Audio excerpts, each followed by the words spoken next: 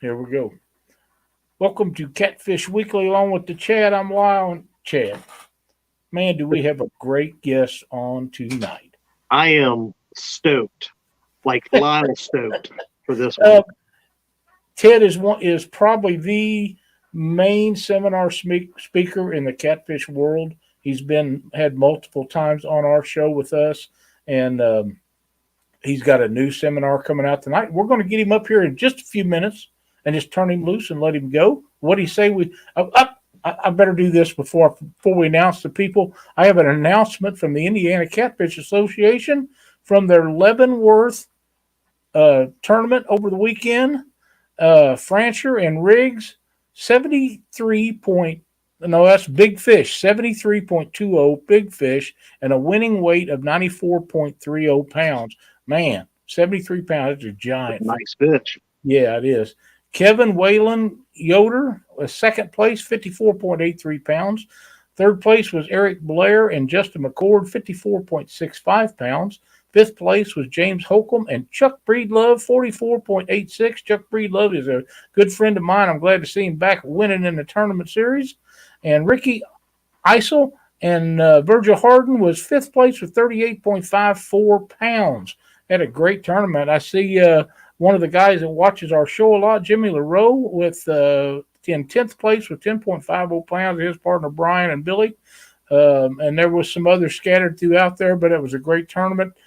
The only one I have a report for this weekend, but I'm sure they have some upcoming stuff coming around. What a great weight day Sunday was. I watched Mark and helped him a little bit on his feed for the tournament that he has going on right now, which I participated in Saturday, and have to get my hat off to Brian B. He beat me by one fish. Thought Everybody gets lucky. Yeah, I thought we had him. We started out with a bag, and that wind moved through, and the conditions changed. But we knew that front was there. But I absolutely had a blast, and good for Brian. He will advance on, and we'll see who he draws out later tonight on Mark's show. So once we're through here and Ted has his seminar done, then Catfish and Crappie podcast will be on right after us, and they're going to do the drawings for this week coming up and the remainder of the one versus one. Have you got anything we need to go over besides announcing the people in chat?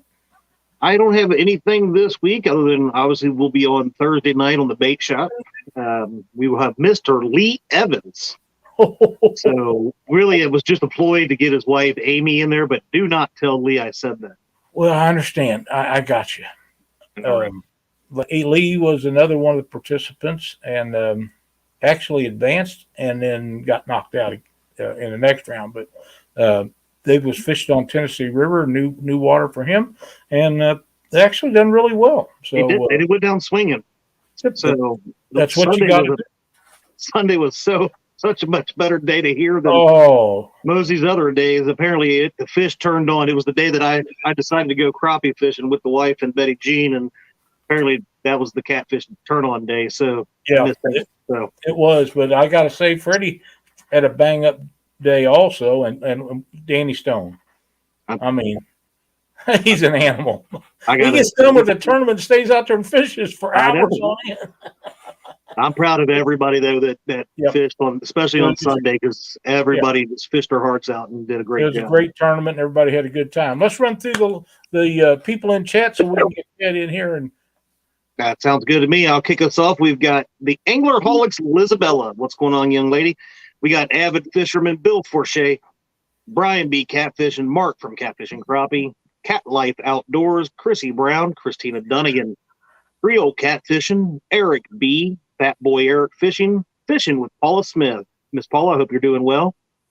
We've got, just jumped on me. We got Fish on Luke. We got Don R. Creole Catfishing, Freddy's Outdoor Adventures, It's All Mine. What's going on, Michelle? We got John Patrick Jr., Lance McCougai, Lisa Elliott, Michael Mallet, Michael Irvin, a.k.a. MI6. We got Mike Sampson, Mr. Gadget, Mr. Kitty Whiskers, Pontoon Jody, Catfishing, Real and Virtual Outdoors, Ryan Bort's Blue Collar Life, Setting hooks and crossing eyes, Sean Chili. Hopefully I didn't butcher your name there too much. Stonefly 71, Terry Pete Fish II, The Weekend Angler, Texas Tiger, Uncle Jeep, Uncle Lou, and William Warner Pork Chop. Let me see who I missed here. We got Mindy Hogan. James Kirkpatrick is in there. Abbott. Abbott's in there. Fishing with the Squirrel. Chrissy Brown, did you get her? Nope, I missed Chrissy and Downtown Ernie Brown. I see him. I seen they was out fishing today. Good for them. I'm glad to see them out there.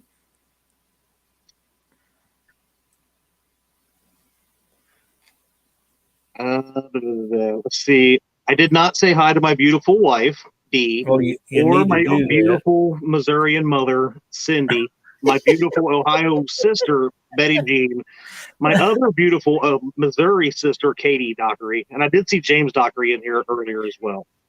You know, I hate to beat a dead horse, but I'm going to have to go up there and take Dockery down a peg. He just catching too many fish. Holy crap. I mean, when you're catching them by the buckets. Yeah. And wow. Last but not least, Lyle, I have to say hello to my beautiful daughter, Alyssa. Well, I would think so. She was out catching fish with you this weekend, which is as good as it gets. She caught the very first crappie on the boat yesterday, and it was a nice 11-incher. That was her first crappie I think she's caught, so I was proud of her. 11-incher, that's a great fish. That's a great fish. Quiet Man Curtis, there was one more in here that I seen. William Warner. Carolina Catfish. Quiet Fishing Man with the Squirrel. Curtis, Avid. No, I've seen it, now I can't find it. But that's what happens when I'm scrolling, and everybody I see, Lyle, we have said good afternoon. Maybe not Pontoon Jody. I can't remember if I said her, but everybody else that I see, we have gotten. Well, so I don't want to delay anymore because I'm excited. I watched this awesome gentleman deliver this seminar on here the last time, and I was watching from the crowd. This time I get the pleasure of being on screen with you guys, but nonetheless, I will be taking a lot of notes, and I hope everybody else will, that's watching, because absolutely. So what do you say we bring him in here? Hey, Ted, how's it going? Hey, Mr. Ted. Welcome back to Catfish Weekly. Thank you for joining us again. Well, I appreciate the opportunity for sure. You got a good thing going here. It's always nice to be part of a good thing. Well, thank you so much. I talked to you sometime back, and you told me you had a new seminar thing that you was going to bring up, and we could do that on here. And I've been waiting, couldn't wait, and we have so many people that love flatheads that I know you have some information other than that, but that is a big deal to a lot of people, is learning how to catch flatheads. Yep. It's an art form for sure. It really is. It really is. I think the best way to do this is like we normally do, is just turn you loose and let you go. And when you're done, you can say, hey, we're done. We'll go ready for question and answers, and we'll just do that if that's all right with you. You bet. You guys grab a cup of coffee or whatever, and we'll talk in a little while. That sounds good. We'll do it. Chad, how do we get him up on solo? I will take care of that, Mr. Lyle. But again, please hold all your questions and stuff for the end if you have them. Let Mr. Ted do his thing and teach us more than you'll probably ever be able to remember. You're going to have to go back and watch this one again. So, Mr. Ted, it's all yours, my friend. All right. Well, thank you, guys. And thank everybody for tuning in here. This is going to be some information about flatheads. But to start with, I came across some information on channel cats. And considering, at least up here, they're starting to bite really well. Ice is off of everything. And this information is kind of neat. So it'd be real short, but, and this isn't my information. If I start speaking about test results or research, I just want you to know that it's probably not mine. It would be a game department research. So I'm just regurgitating for you. But it's stuff that's been done, legitimate, tested, and proven, okay? Anyway, the channel cat stuff that I found that I want to pass on to you kind of goes against a little bit against the common thought pattern. The first thing is like the seasonal preferences of their type of elements in the water. I thought this was kind of interesting, so I'm going to pass it to you. In the spring and fall, these guys had 27 channel cats with radio tracking devices on them, okay, that they were following for the season. So that's how this stuff came to be. Anyway, in the spring and the fall, the channel cats preferred riprap. Okay, just something to put in your memory bank. In the summer, they preferred clay banks over riprap. In the winter, they preferred mud bottoms. However, the channel cats 10 pounds and up preferred those connected to a wood element like a log jam or a down tree. Okay, that was 10 pounds and up. The smaller fish were picking other elements. The other thing that they came up with that I thought was really against the grain of thought here is that during the day, the channel cats were holding tighter to the bank than they were to the main channel and the rivers. Now, I don't know about you, but in the past, you know, for me, you get during the day, you think you got to go to the holes, you got to get into the middle of the river. That's kind of a general thought. Okay. The channel cats were holding tighter to the bank than they were to the channel and the river during the day. In the night, they were going into the main channel to travel up to feeding platforms. So that's just some food for thought on channel cats. Now we'll get into some flathead stuff. You know, a lot of people think that flatheads are hard to catch. Kind of a common thing. And a lot of people will just tell you, I don't fish for them, they're too hard to catch. It's not that they're hard to catch, it's that people don't really understand them. You know, most people that fish catfish in the United States, we were kind of weaned on channel cats and blue cats, right? And they're not identical, but they're similar. At least they're more similar than the flathead. And so when it comes to catching a flathead, if you approach it like you're fishing channel cats, you may catch one. But if you want to catch them consistently, you really need to understand that species and how they live. Tonight I'm going to cover just a couple of things, not everything, there's not time, but a couple of things that you should consider when you're on the water, okay? And that will up your consistency. We're going to talk about how these fish hunt, and you can use this. We're going to talk about how they live. We're going to talk about the 24-hour deal period. The deal period is the 24-hour feeding period that's been tracked and what these fish do, okay? We're going to talk about the structure orientation a little bit. These fish are possibly the most structure-oriented fish you're going to come up with. Now, some of the things I'm going to talk about are a little basic. So those of you that are really experienced, you know, this is my opinion about what I like. To the newcomers, I hope it helps you. And we'll get into some more advanced stuff as we go. We'll talk about baits just to start with. There's a lot going on out there, discussions on baits all over social media, and a lot of talk about cut bait, live bait, whatever. So I'm just going to tell you what I like. If I'm chasing flatheads, personally, I want a live bait. Yes, you can catch them on cut baits. Well, heck, you can catch them on artificial lure. I have. But if I want to be consistent with them, I'm going to pick a live bait. My personal preference is the green sunfish, green-eared sunfish, okay? They're the nastiest little sunfish there is. They will fight your rod and reel. They will bounce the tip.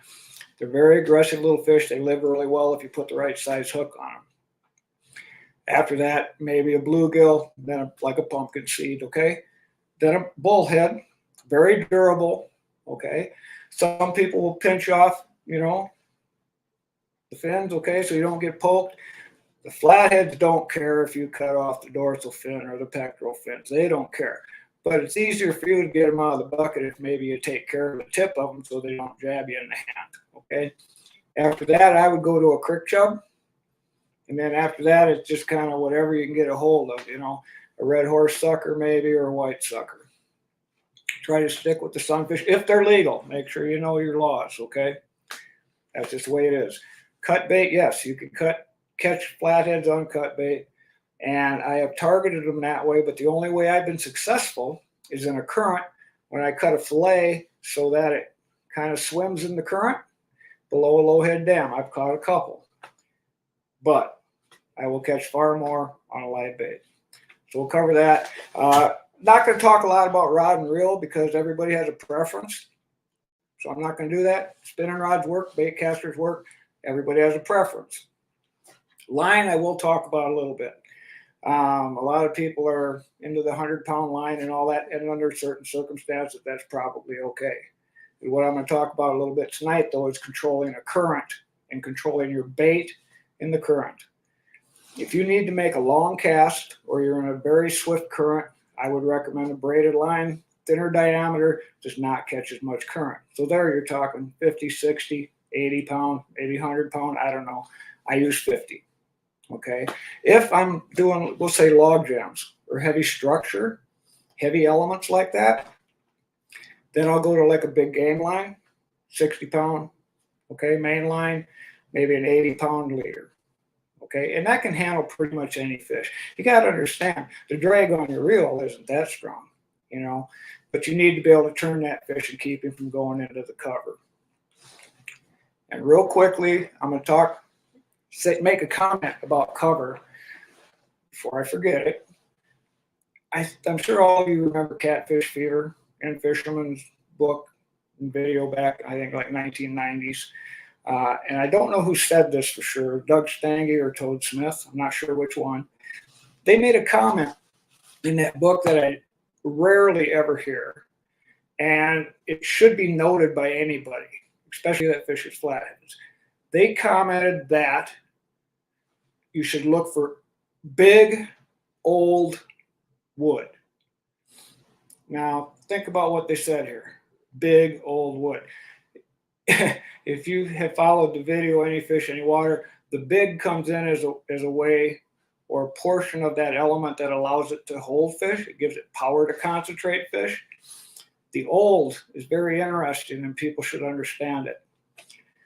Old is what you're looking for. Let me explain this, okay? If you take a cottonwood, got leaves on it, drop it in the river, okay? Get a little high water, takes the roots out, tree hits the water. Looks nice, big cottonwood. Is it going to hold a lot of fish? No, it's not. That tree is not part of the river yet. If you take an old tree, the bark's already wore off it, it's been sitting in that river or sitting in the lake for, 2, 3, 4, 5, 20, whatever, 30 years. Now that tree is part of the river. The river's had a chance to cut channels underneath it. The little creatures have had time to make nests around it. The freshwater shrimp have bored into the wood. It's alive. It's part of the river. It has channels. It has hiding places. It has nesting areas. It will hold fish. The key word here is consistently. And that's not just for wood. Take a rock pile. Say you've got riprap that somebody just dumped off the side of the river. And you're coming down in your boat or your kayak or whatever. And you look at that. Oh, look at that. Bunch of riprap. But it's all brand new broken concrete. Well, has there been a chance for any moss to grow on that? Which attracts freshwater shrimp, which attracts crawdads, which attracts leeches, which attracts little fish and big fish, see? After that riprap's been in there for a longer period of time, now it's part of the river. So when you're looking at structures for flatheads or channels, try to pick some old elements, okay? It's just a higher percentage. It's more consistent. That's all there is with that, okay? Okay, how the fish hunts. Now this is really interesting. I'm going to talk a little bit about the early movement, and then we're going to get into the deal period, which is something that is really important to the fisherman to understand because you can use it like a tool. You can read these fish. You can outsmart these fish if you understand the deal period, okay? But first off, it ties in with the seasonal pattern. And down in Kansas, they did a research study on these, and they took the Missouri River in a big section. And the reason they did it down here is because there's no dams, Okay, these fish had like 350 miles of unimpeded water to move. Up and downstream, no dams, no shallow spots they couldn't get over. They could move anywhere they wanted. What they found was that only one fish moved over 25 miles. And that was a big fish, and he moved 25 miles. Now, did he get hit in the head with a prop? I don't know. Did somebody catch him and transport him for pictures or for a tournament or something? I don't know. But he moved a little over 100 miles. But that was the only fish that did that out of 400 fish. Okay? The majority of the fish moved 25 miles or less. Now, we're talking 25 miles, including the spring movement, the movement back to the wintering hole, the movement to the summering spots. All of that was within 25 miles, and the distance seemed or suggested that the bigger the fish, the further they moved, but under 25 miles.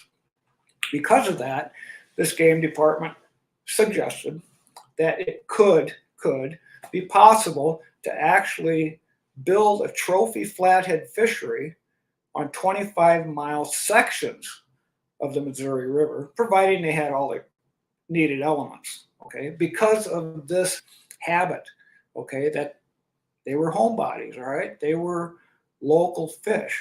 They lived there. I think that'd be pretty cool, wouldn't it? All right. But what was more important than that, well, I got to tell you this too. A different study, but similar. I don't know if you guys are familiar with the water here in South Dakota. We have the Missouri River, we have the Sioux River, the Vermilion River, and the Jim River that all flow into the Missouri River within about a 50-mile rate area, okay? There was a study done in Illinois, St. Joe River, where they had two tributaries, and they tagged these fish, radio tags on these fish in both the tributaries in the summer. And in the fall, these fish, some of them in the lower end, moved into the St. Joe River to winter. Okay, which that's normal. They moved out of the littler tributaries, some of them, into the bigger river to winter. What was really interesting, though, was in the spring, the fish that came out of one tributary went back into the same tributary. The other tributary, the fish went back into the same tributary. But it took it further than that. Where they tagged the fish to begin with, even individual log jams, there were fish that returned to the same log jam if it still existed.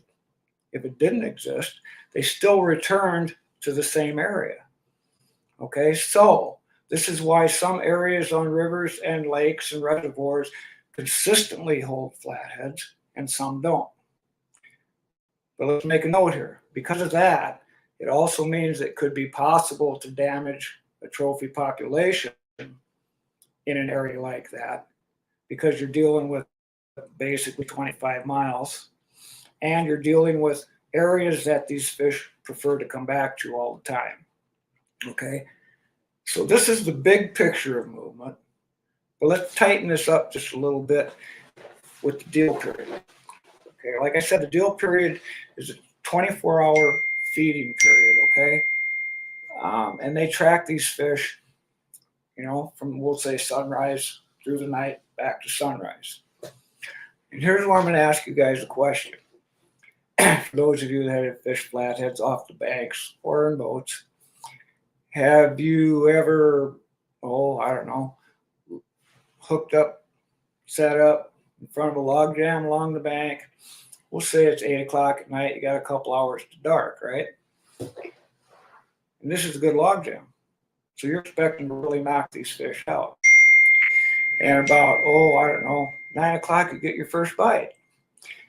Nice fish, not huge, but he's a 10-pounder. 15 minutes later, you get a big take. Okay, now you're starting to think, boy, we're going to just pound these fish, right? 11 o'clock, you get a 15-pounder. You know, another bite, you miss one, you get a 20-pounder. About midnight, you get a bite, you miss. Okay, now about 12:30, you get another bite. And you get him. He's a nice little 18-pound fish, okay? All right, now we've done enough of that. But now, how many of you notice that at this particular point in time, like 12, 12:30, 1 o'clock, 1:30, the bite stops? And you look at your buddy and you go, what happened? We were going to pound him, right? And if you got a friend like I got a buddy, he'd be on the phone right now, and he'd be calling somebody he knows downstream. And he'd be going, did you guys do any good? What happened? And they'd go, well, they just quit. Okay. They just quit? No, they didn't quit. And this is where everybody misses out on this, okay? They didn't quit, they moved. Now, I'm going to tell a story here real quick before I explain the bottom line here. 4 years ago, a buddy of mine caught a fish that was about 48 pounds, 48, 49 pounds, okay? A very specific structure on a small river. 1 year later, 3 days on the calendar difference in days from when he caught it. In other words, 3 days later than when he caught it the year before. He caught a 49 50 pounder on the same exact structure with his bait probably about within 2 feet of where his bait was the year prior. Now you might just say, well, okay, that's just coincidence.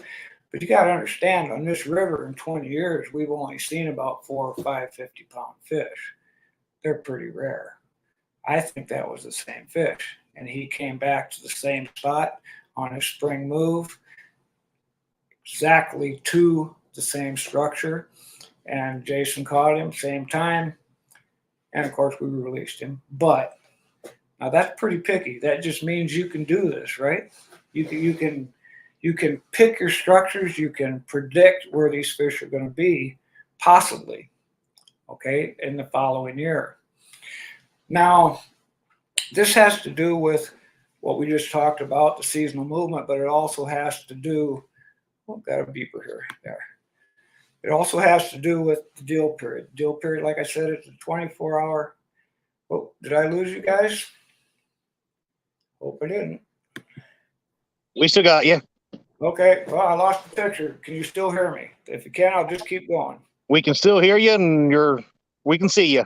Okay, well, all right, then I'll keep going. All right, the deal period, 24-hour period. Here's what they did. They went in, they tagged fish, and then they tracked them. They started in the mornings, like sunrise, okay? And they picked up where these fish were sitting. And then they came back at dusk. We're going to skip the day. They came back at dusk. The fish sat in the same spot. They didn't move during the day, stayed in the same log jam, stayed in the same riprap, stayed in the same hole under the same log, okay? At dusk, these fish moved out. And this is where, when I was talking about fishing the log jam and they quit biting, they didn't quit, they moved. At this time, at dusk, the fish came out of these log jams. And this is when you get your first bite. You know, like 9 o'clock, you got your first bite, right? And up until like 12 o'clock, when the fish were moving out of this, where were they going? Okay, there's 3 kinds of structure that flatheads use. The first one, as a fisherman, you really don't even want to know about, really, but it's called the nursery. And usually that is smaller substrate, like rocks that create crevices just big enough for the little fish to get into, but the big fish can't follow. That's their safety zone. Not a good place to really fish. You might catch a bigger fish swimming through, but the little fish actually use them. Now, the next one, however, is exactly the structure you were fishing to start the night with. You were sitting at that log jam or sitting at the riprap or that riffle or the wing dam or whatever, okay? That's called a staging structure. That's where those fish hang out during the day, all right? I mean, they come in there and they sit. Now, can you catch them during the day? Sure, if you go to them. That's the big difference. They aren't going to come to you during the day, except certain times of year. In the spring, they'll move out. In the fall, they'll move a little bit during the day. But as a rule, you know, that June through September thing, during the day, they aren't going to move a lot. When they do, they come out of the staging structure, they move to what's called a feeding platform. Now, this is where a lot of people need to understand that a flathead prefers a certain depth to feed in.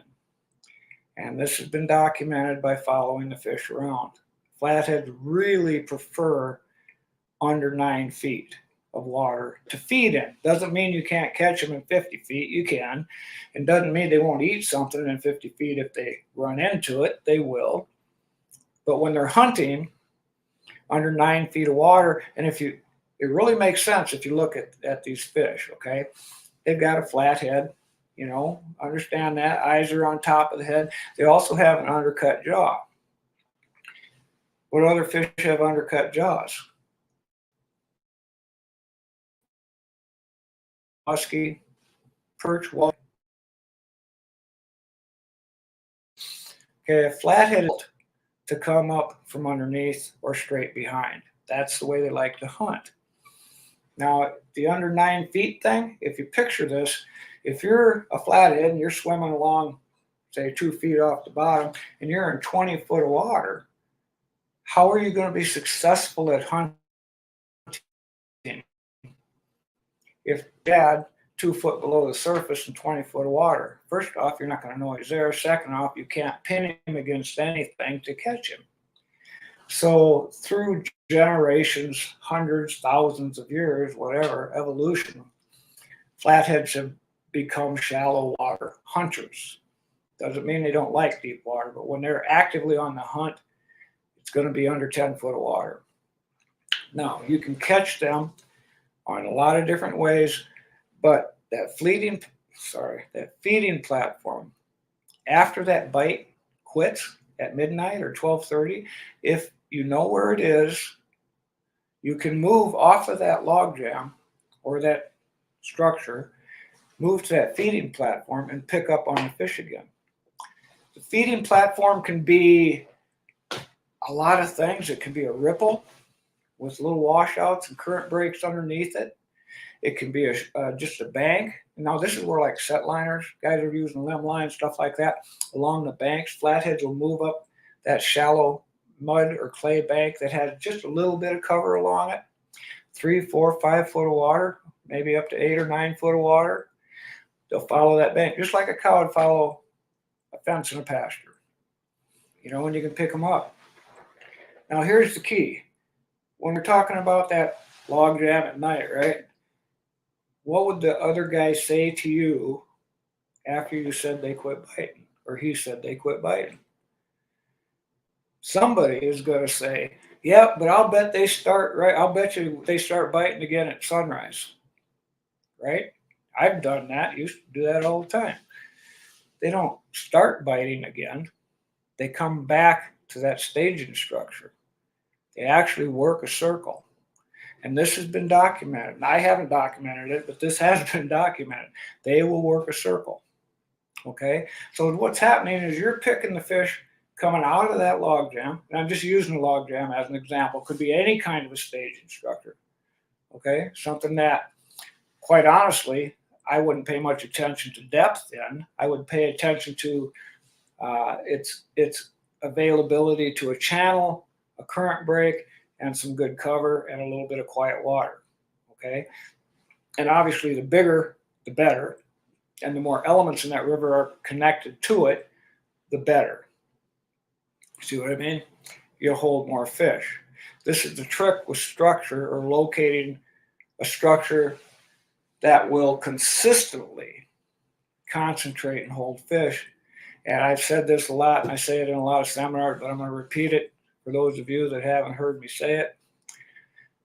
You need to connect 3 elements in that body of water if you can. Okay? An element in any body of water can be anything. Each body of water changes.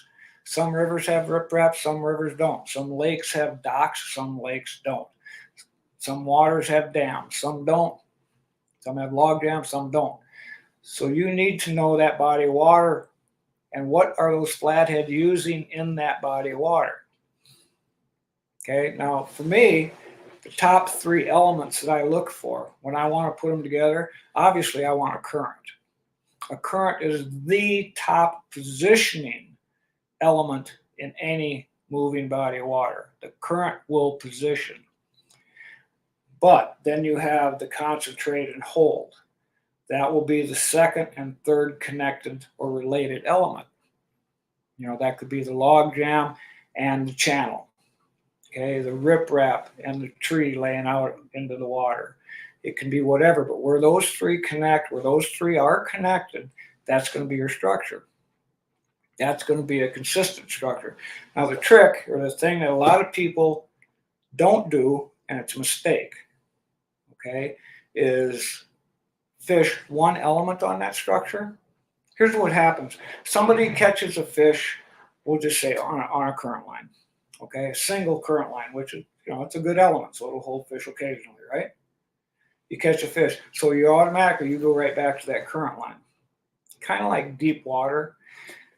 Oh, got to tell you a story, guys. I have a friend, and he is a great friend, okay? He would give me the shirt, give you the shirt off his back, okay? But fishing with him sometimes gets a little tough because this guy is addicted to deep water. I mean, absolutely addicted to deep water. And when you develop an issue like that, it will cost you fish. I'm going to explain it to you. We were fishing a tournament down south. We were pre-fishing one day, and we found a stock dam in this bay that went back in.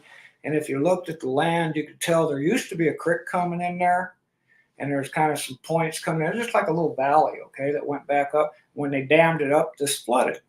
Well, they had built a stock dam in there, probably, you know, for cattle before this was dammed, right? And this wasn't on any maps, so it was pretty cool. But we went in there and we fished this stock dam. And in 45 minutes, we had four blues. And it was like, okay, we need to just get out of here. We're just going to back out of here, leave them alone. And remember this for tomorrow morning, okay? Like we can get our numbers real quick and then work on big fish. All right, well, the next morning, I understand I'm in his boat. And when I'm in somebody's boat, I am a guest. And I respect that. But I couldn't get this guy to go back to that stock dam to save our life. You know, they're going to be out in deep water. Well, I'm going to tell you the truth. We had 40-mile-an-hour winds out there, and we couldn't keep that boat slowed down to under 2 miles an hour. And we were winging past fish. You know, I think we caught 2. Never did get our 5. And I couldn't get him to go back. So here's what I'm getting at. You need to find the structures with 3 elements. You need to fish all 3 elements until you understand which element those fish are holding on that structure. If you find them holding on riprap, there's a good possibility because of the time of year, because of the water conditions, because of whatever forage is in that water, maybe other areas of riprap will be holding the fish too, okay? So now you've discovered something. You can work with that. But if you just fish the riprap and they're not there, and you have, we'll say, the channel and a wood element, and you leave because you fished your riprap, and you leave because you didn't catch a fish, you just walked away from 66% of your opportunity for a bite. Okay, you fished 1/3 of that structure, and you walked away from 2/3 of that structure without trying it.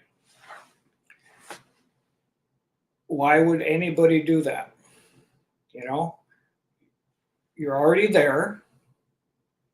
You believed fish would be there to start with. That's why you stopped there, okay? Why would you not explore each element that's available to you before you leave? I was up in Canada. This was 8 or 9 years ago, and we were fishing northern pike, which are not catfish, but this pertains to what I'm talking about here. We got out in the morning. We're in a nice bay, and there was a really unique structure in there. We had some lily pads and then a little cutback bay with a little submerged weed, and then it started out into some bulrushes that went out onto a rock point, okay? Now, the interesting thing here was those bulrushes came out about 4 foot off the bank and stopped, just in a dead straight line, okay?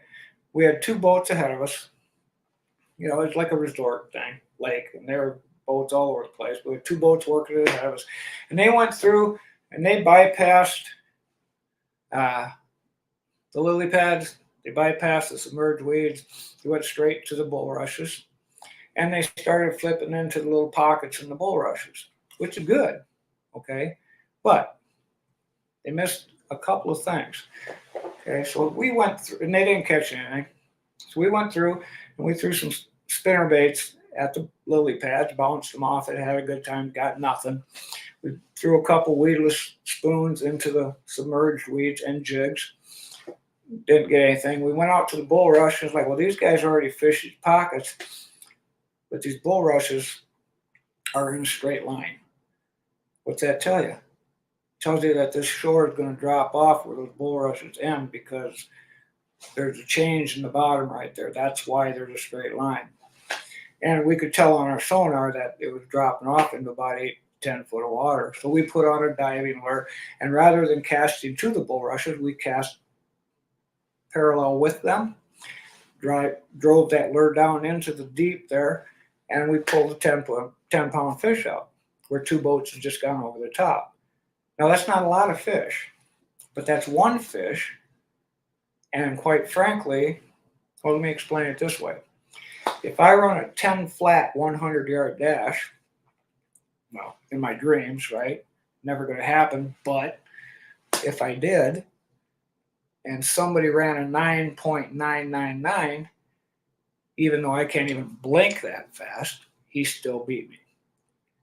When I'm on the water, I want to get every opportunity I can. Okay, that's why I'm there. I'm spending the money. I'm spending the time. I don't want to leave there until I've tried to do everything possible. You know what I mean? I think you do. So anyway, those are those examples. The deal period works another way for you also. We've just explained that these fish move back and forth, okay? How many of you have, well, found an area or seen an area like you're driving the highway, driving the gravel, you're checking a river out, you're checking the shoreline on a lake, you're checking whatever. Oh, I'll talk about a lake here real quick or in a minute, but you're driving the shoreline, and we'll just say you stop on a bridge and you look down the river, okay? And, oh man, maybe a half a mile down, there's a log jam down there, but you don't have a boat, okay? You can't get to it, it's private property. You can still fish those fish. What did we just talk about? Where is the feeding platform for that area? If it's at that bridge or above that bridge, those fish will move through. When they move from a staging structure to a feeding platform, they can move and will move up to 1 mile in that night to get to that platform. And yes, they will still come back to where they started. Now, I'm just talking flatheads. I'm not talking blues. I'm not talking channels, okay? We're talking a different animal. But you can position yourself to intercept these fish. Now, what's going to happen, though? If you put yourself, we'll just say we'll talk the bridge, okay? We're going to talk just about the bridge. There's a log jam half mile down. I have access to under the bridge because of road right-of-way, right? But I can't get down there to that log jam. But there's a riffle up here about a 1/4 mile above the bridge, okay? I'm going to guess that's probably the feeding platform. And there's a shallower shoreline on one side of the bridge. It's shallower than the other side. So they're probably going to work up that side, believe it or not the deeper side. I can intercept them, but here's the difference. Like on the log jam where you parked right in front of it, and after dark, you know, you just started picking up bites right away. Okay, now here you're in a different situation. If you really want to catch those fish, you may have to sit there till 2 or 3 or 4 in the morning before they get to you. It may take them 2, 3, 4 hours to come to you before you get bites. So don't wait until 10 o'clock and go, well, I know there's fish down there, but we haven't had a bite, I'm leaving. Well, right after you leave, about an hour after you leave, you're going to have 10 or 15, 20-pound flatheads come swimming through there, and you're not going to even know it up to that feeding platform. See, so you can use it that way to actually access. Okay, now you can also use it another way to up your game a little bit. And we'll talk a little bit about like the wing dams, because this is a good example, or log jams work too. Or even big riprap, if you got a section of riprap that runs for a half mile or a mile, okay? Because I've had guys that say, with the log jam example, they say, well, but at 2 o'clock I had another bite. Well, at 3 o'clock I had another bite. Well, you did, but was there another holding structure? Maybe a quarter mile down. And after 2 hours, that fish made it to you. See, that's what's happened. But we're talking consistency and numbers. See what I mean? So you can use this on a bigger structure, and if you pick the proper structure that has segments, like say groups of wing dikes, if you pick the top, the upstream wing dike, fish will move upstream and downstream, but basically 75% of the fish will move upstream. So that's your odds. That's your best way to go. If you pick the top one and you pick an intercept route on that, like on wing dikes, there's that mud hump in between the wing dikes. If you pick that last one upstream, okay, so in other words, it'd be the first one going downstream, and you set up to intercept coming around or to come around that wing dike to the bank and work up into that mud flat, which usually you got some junk laying in there too. You could catch fish all night long because you're going to have fish staging at different times and coming off of different wing dikes, working their way up, if that's the best feeding platform. Get the idea on that one? Works pretty easy, actually. And let's see. I'm cheating here a little bit. Now, the dusk dawn dark thing, like we just talked about with the deal period, that is very important. The seasonal thing deals more with conservation, and I'm going to talk just briefly, okay? Just because I have to, because I've been involved in it for so long. Because of everything I've just told you, like the seasonal patterns, the deal patterns, you can damage a fishery if you take the fish out. And I will give you an example of what that looks like and what you have probably seen. Now understand, there's guys watching here go, no. Okay, on some bodies of water, no, this isn't a factor. I mean, if you're on a body of water where there's so many flatheads that you don't have to worry about it, God bless you. You have been blessed, and be thankful for it. But on the bodies of water that I fish, the population's not that big. The big fish are very scarce. An example of that, 3 years ago, our GFP, on about a 100-mile section of a river up here, did some lines, some nets, a little bit of everything. They caught one 40-pound flathead. One. Now, yeah, they didn't catch all the 40-pound flatheads, but they caught one. Okay, so it's not like we have an overabundance of big fish up here. So this is kind of the area I'm talking about. I know there are bodies of water where there's a lot of big fish and doesn't need to be worried about, okay? But here's what's happened, and I've seen this happen up here. You go out on Saturday or whatever, and you're fishing your favorite section of river, and out of this structure, whatever it may be, you catch 4 or 5 nice fish, and you let them go. And you do your thing, and you had fun, and you go, okay, well, 2 weeks from now, I got the weekend off again, I'm going to come back here. And you get a little bit of rain, everything looks just perfect. You go back and go, wow, we're going to pound them. And there's nothing there. I've had that happen. And there's nothing there. What happened? Everybody said, well, they moved. Well, no. According to what research tells us about flatheads, during the day, these flatheads, which are residents in this area, should be holding on this log jam. They're not here. Did somebody take them off? I don't know. It's very possible. On a very small body of water, it's very possible. Not all of them, obviously, but maybe there was 10 flatheads hanging out in that log jam and they caught 6. Well, you're not going to have a very good season for the rest of the year, are you? I mean, see, that's kind of the thing you got to work with. And conservation is water dependent, okay? I understand that. There are some bodies of water you just don't need it on. There are some bodies of water that you do. On our water up here, frankly, we needed some help. We really did. The fish needed some protection. Our state record is 62 pounds, I believe, and that will probably stand for decades. So there's what we have, not much. And let's see. Big Old Wood, already talked about it. Lyle, I think I'm going to quit on you here. Are you with me? I am. Yep. That's great, man. You've done a wonderful job as always. Yeah, let's open this up to these guys. I want to tell them what they want to know.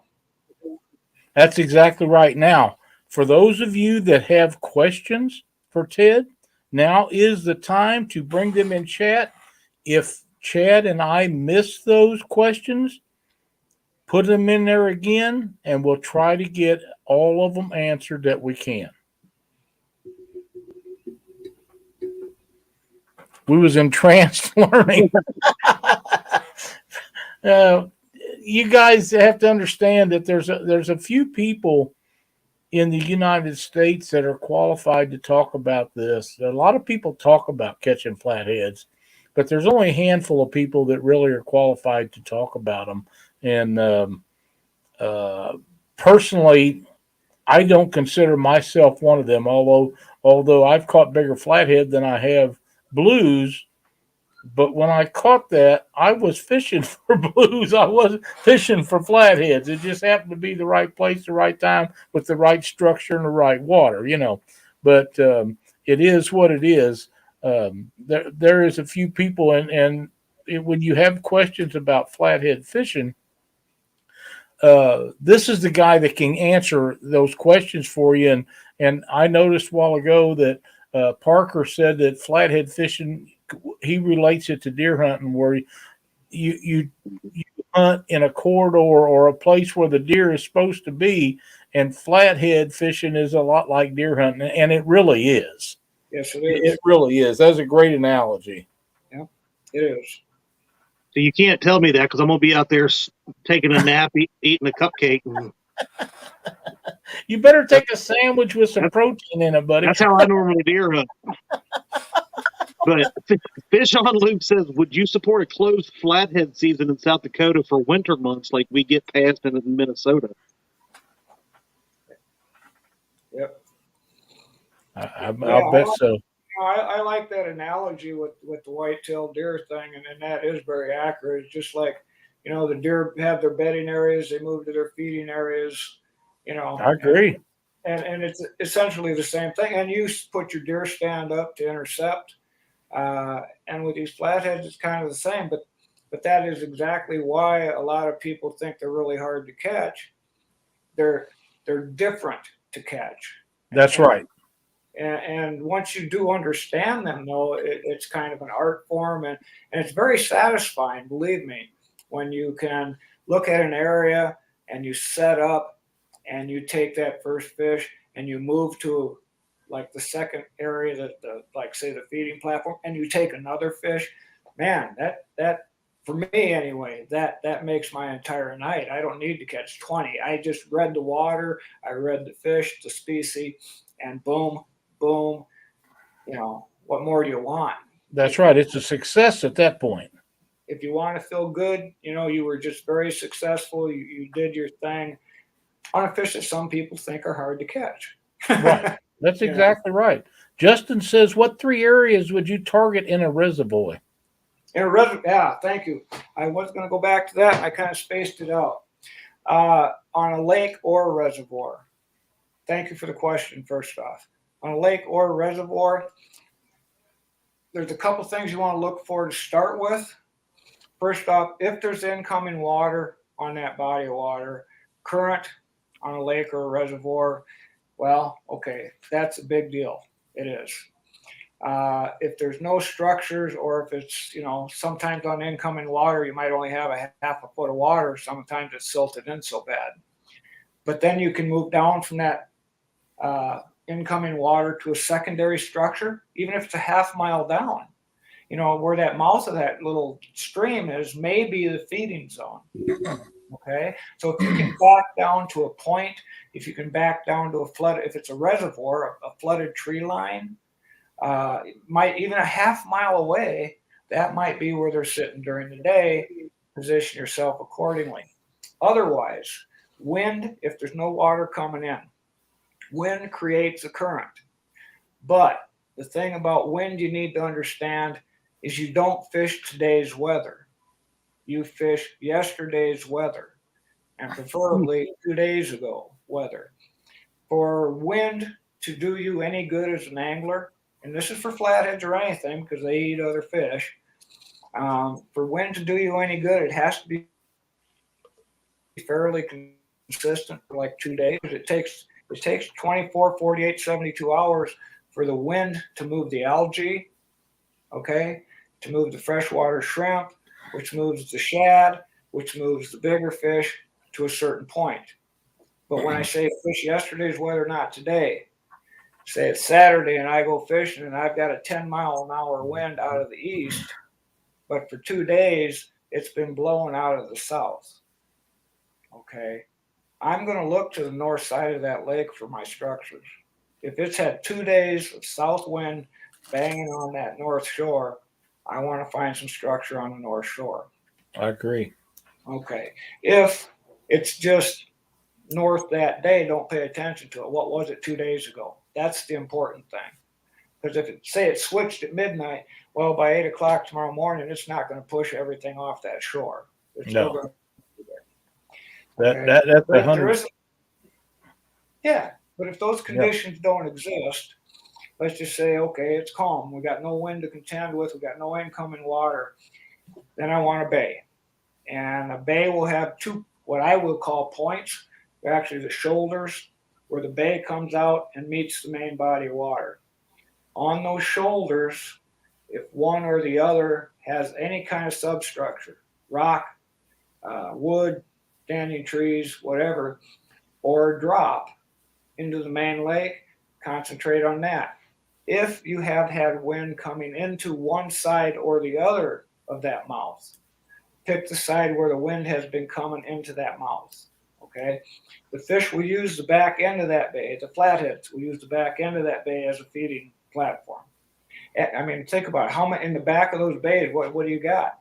You got little carp, you got little suckers, you got little bullheads, you got all kinds of little fish for a big flathead to munch on.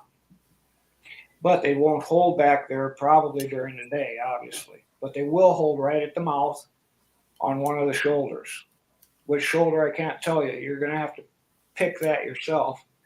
If one shoulder is more interesting, let's put it, the way my daughter would say it, if you see more action on one shoulder, if it's busier, that's what she looks at. That's what you're going to fish. Then pick that shoulder. Because there's some reason the carp are active over there. There's some reason whatever's going on, then go with that. Just look at, can I talk about reading structure just a second? You can. Okay.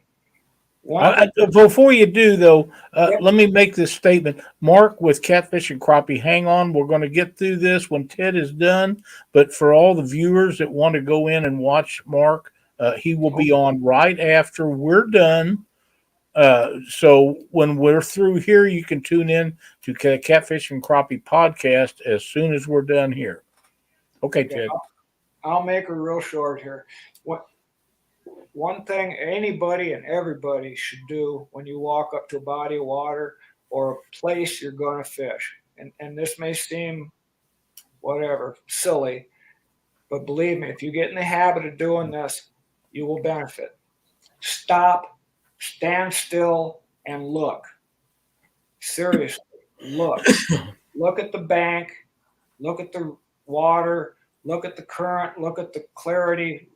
Are you light or day? Time of day, what's in front of you? You would be surprised what is in front of you will tell you if you just take 5 minutes and look at it.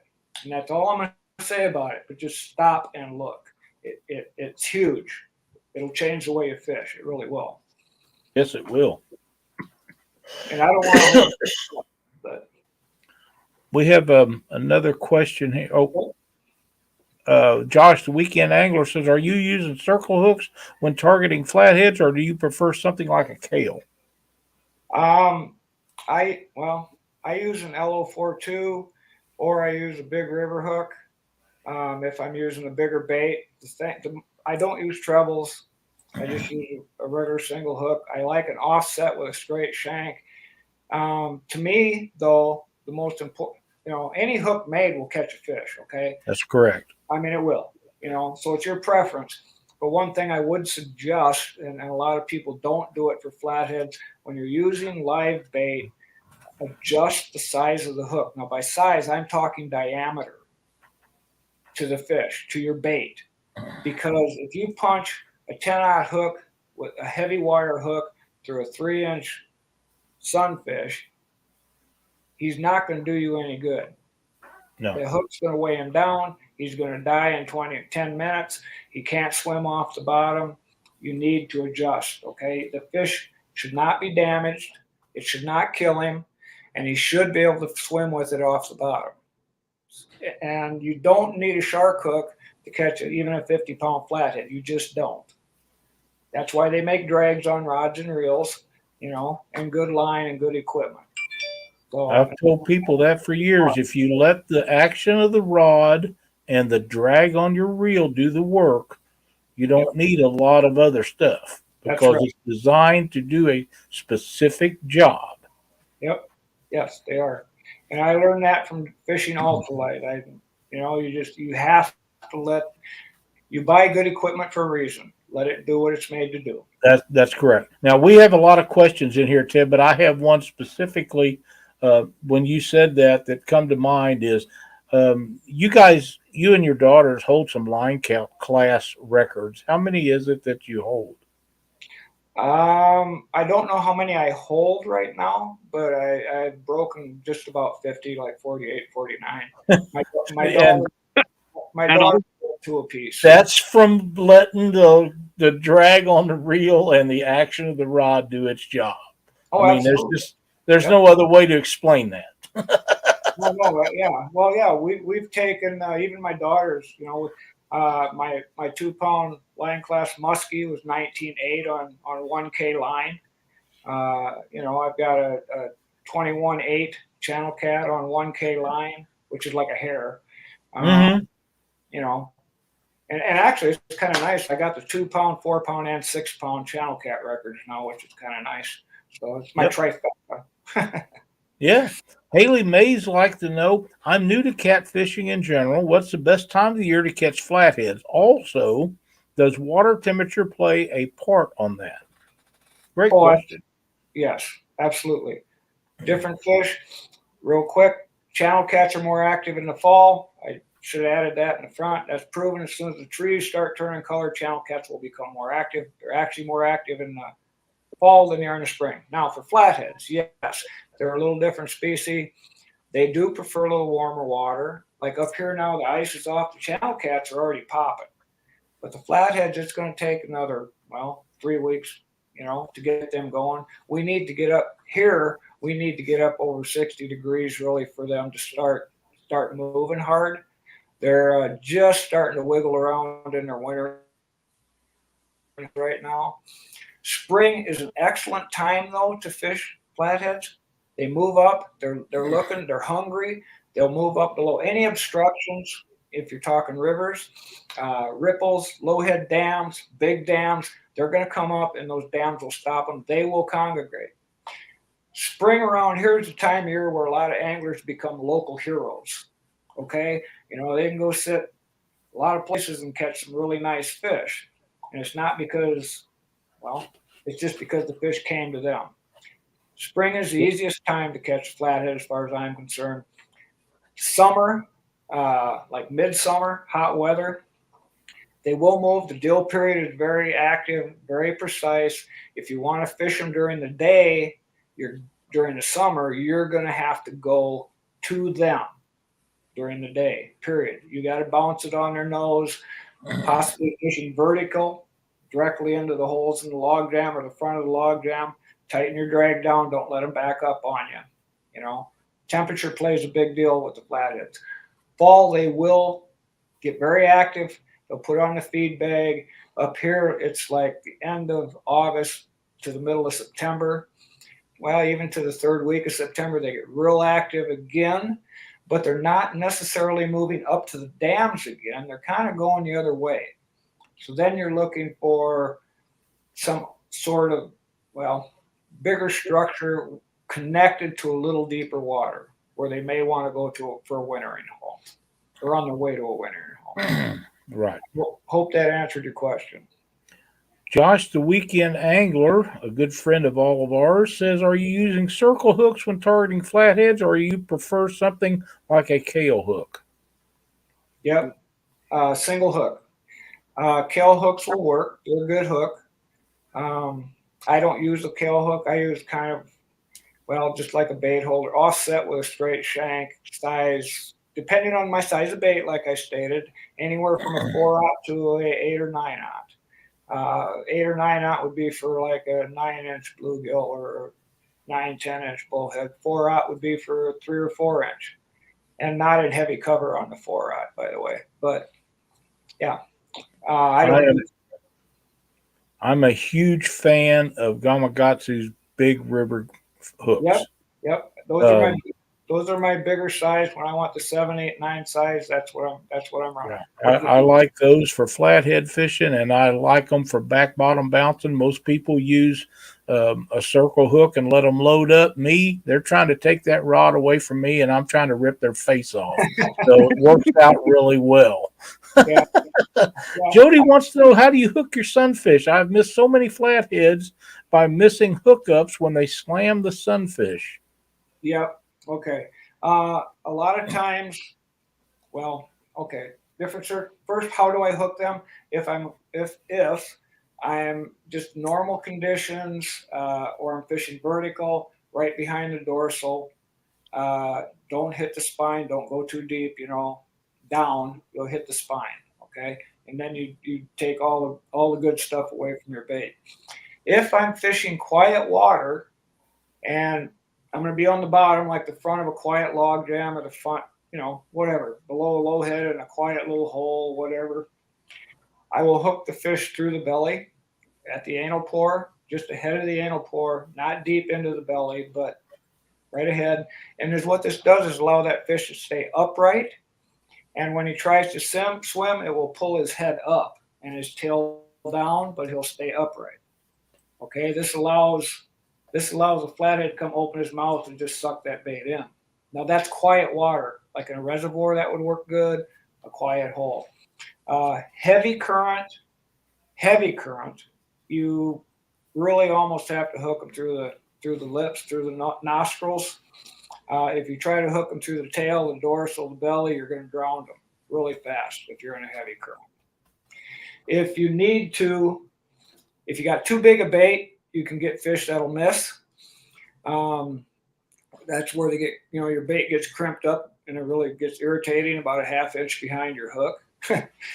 Could have been a little fish, could have just been a miss. If it continues to happen and it's bothering you, put on a stinger hook and drop another single hook back right in front of the tail fin. That way if you get a short strike, you're going to put one hook in him anyway. That's right. That's great advice right there. Okay, folks, we're going to wind this up here pretty quick. If you have any more questions, now is the time to get them in. Chad, what'd you think of this? Just like last time, I'm like a kid in a candy store sitting over here like this the whole show. And honestly, everything, I didn't think you could teach us any more than you did last time, but I'm still sitting here and I'm sitting here thinking of questions. And as I'm thinking of questions, you're answering them, like going from the structure, upstream to those different platforms and stuff. And I was like, I ain't even have a question to ask them at the very end, but that's cool. It's so much knowledge, and the thing that I will offer everyone is there's no way that you can digest everything that Ted has told you tonight. So if you need to, you can go back and rewatch this time and time again until you get it all down. That's what I have to do with the memory problems that I have anymore. I'll go back and watch it 3 or 4 times, and each time I watch it, I'll pick up something I missed from the time before, and that's what makes us better fishermen. And here's one more point that I will make that will make us better fishermen is not only listening to what Ted is telling us, but when you're out there fishing, remember and looking at those, different points of that he's talking about, right? Looking for that various structure pile or log jam or whatever you're looking for, and then trying to envision, where those different points that he's talking about might be from that point. Trying to age those logs and trees and stuff. Just trying to remember that and put that to use on your water. That's how you're going to become a better fisherman. One of the things that he said at the beginning of this that really struck home with me is something that I knew for years and Jeff Dodd brought to my attention later on is old wood. If a tree has just fell in the water in the last few weeks when a flood come through or a storm come through, there's probably not any fish on that. If there is, it wouldn't be very much of anything. But something that's laid there for years or the biggest part of a year, but sometimes, especially next to an island or a bank, some of that stuff had been laying there for 2 or 3 years. That's old wood. And that's stuff that them fish have become adjusted to. They call it home, and they'll go back to it time and time again. Exactly. Yep. That's a good point. And I will ask one more question. I know we're trying to wrap up here, but remember a comment towards the beginning. But I want to ask, is there any such thing as too old of a structure? Too old? Yeah. I saw a comment and it made me pose a question, so I'm going to put it out. Great question. It's a great question. It's a great question. There you go. Is too old? Well, I guess there could be. Say an example would be, say you had a tree and it gets covered up with silt. That would be obviously not good. But no, I mean, if the structure is still viable, age is just better. We talked about, the high sight fidelity of the flathead coming back, the species coming back to the same area over and over and over. Well, for a fish to occupy something, it has to be there a while for fish to find it. Yep. And I'm just going to say no. Yeah, there's ways that you could have a structure get wrecked or ruined, but I don't think age. No, I think the older the better. I agree 100%. Ted, do you have a link or a way for people to get in touch with you or watch stuff of yours? Well, yeah, the Any Fish Any Water video is available for rental or purchase on Amazon Video, and that's in the U.S. and Europe. High Water Channel Cats is available for rental or purchase on Amazon Video. Same thing. That would be it. If they want to get a hold of me, just type my name in Facebook. I pop up in numerous places. I will be more than happy to discuss things, answer questions, whatever. Just PM me, not a problem. I'll be happy to talk to people. I have to say that the videos that he's talking about that's on Amazon, I have watched those numerous times. Any fish, any water's probably become a standard for fishermen of many multi-species. It's a wealth of information, and it would do you well if you haven't seen that to either purchase it or to rent it off of Amazon, because the information that you will gain for that for nearly any species is well worth the cost. Oh yeah, yep, it's a good video. There's It 10 is. years went into testing that information, and actually, all that we were talking about world records, all those world records were set while we were testing the information in that video. That's So, awesome. Thank you, Jody, for listing Ted's link to the videos on Amazon. We appreciate that very much. Ted, we're running on about an hour and 15 minutes. Again, any time that you have something that you want to share, you have an open key to this show at any time. We appreciate so much what you do for us and the number of times that you have brought things to people's attention. I can't thank you enough for everything you've done for Catfish Weekly over the years, and look forward to much more in the future. You take time to tell people and do seminars and answer questions and things, and it means the world to Chad and I that you would come in here and do it, and all of the past people that's been on the show. And it's just a wealth of knowledge, and I don't know where people could gain this kind of knowledge anyplace else other than going to one of your in-person seminars. yeah, it was good. And I appreciate you and your show. I do. Well, thank you. It's nice to have access to be able to share. My wife will tell you I like to talk. So, That tells me that. so there you go. It must work out. Well, thanks again.